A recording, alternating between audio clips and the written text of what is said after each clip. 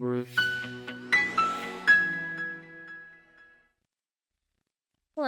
it's Aimee Bernard, and I'm back with Ask a Scientist. As you may remember, I'm an immunologist here on the University of Colorado Anschutz Medical Campus, and I ask questions from readers of the monthly Friends report that answer all kinds of questions. So the question that came in is, how is AI changing the practice of medicine? And this is an absolutely amazing question because there are multiple scientists and physicians and computer scientists who are working on this here at the University of Colorado Anschutz Medical Campus. And I think we are considered to be leaders in the field of using this innovative technology to make medicine better, to improve healthcare in our patients.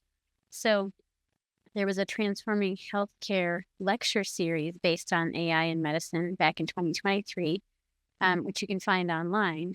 But there were 5 scientists who talked in that presentation: Greene, C.T. Lin, Bennett, Jayashree, Kalpathy-Cramer, and Matthew DeCamp.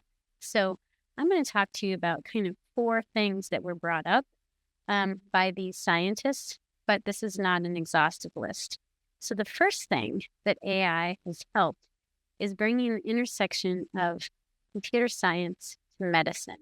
So one example is bringing individual genetics to the point of care. So patients will often give blood samples, they'll have some genetic testing, and the patient's own genetics can be used to determine responses to certain types of drugs. So we know that based on some genes, that some patients will metabolize some drugs more quickly than others, and they may not work as well. So if they have a gene that would suggest that drug would not work as well, they would then, through the use of AI and bringing all of the information together, will be recommended a different therapeutic or drug that would be better for them. So bringing genetics to the point of care.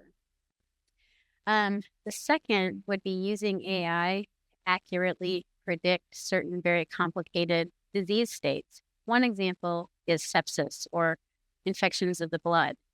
And this is where scientists here at the University of Colorado Anschutz Medical Campus have given AI just a ton of sepsis data to train on to identify sepsis.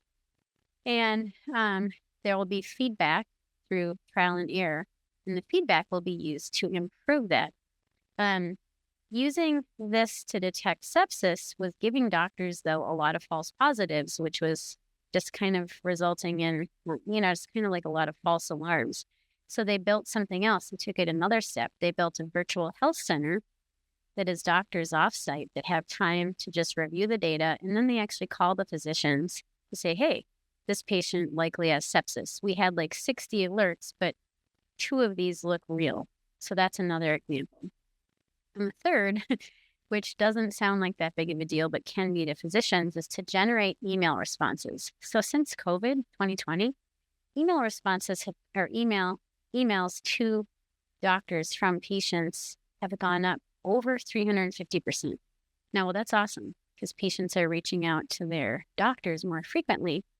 This is resulting in a little bit of physician burnout because they're usually responding at night when they're at home with families or trying to relax after a day of work. So what's been happening is AI is used to generate an initial response. The physician can then review that response. If it looks great, they send it. They can edit if they want to, or if they want to just start over, that's fine too. But generating email responses sounds like a great idea. One kind of funny result from that was that AI was being too polite. And some doctors were like, that's not what I would write. So they changed it up a little bit. So the last I'm going to tell you about, again, not the last use of this, but the last I will be telling you about for this short video, is using AI for medical imaging. So one example is where you give AI just a ton of data on cervical cancer screening, like images of cervical cancer screening, and you give it feedback. It'll say, is this cancer? You can say yes or no based on that. So they will be trained, get feedback, improve, and now this is hopefully going to result in better AI being used to screen for cervical cancer using certain images. So it's just an example of some of the uses, but this is certainly not all. And all of it is resulting in improved patient care. So hopefully that helped answer the question. How is AI changing the practice of medicine? I would say it's being used to improve patient care and medicine. Thanks a lot. If you have a question, please send it our way.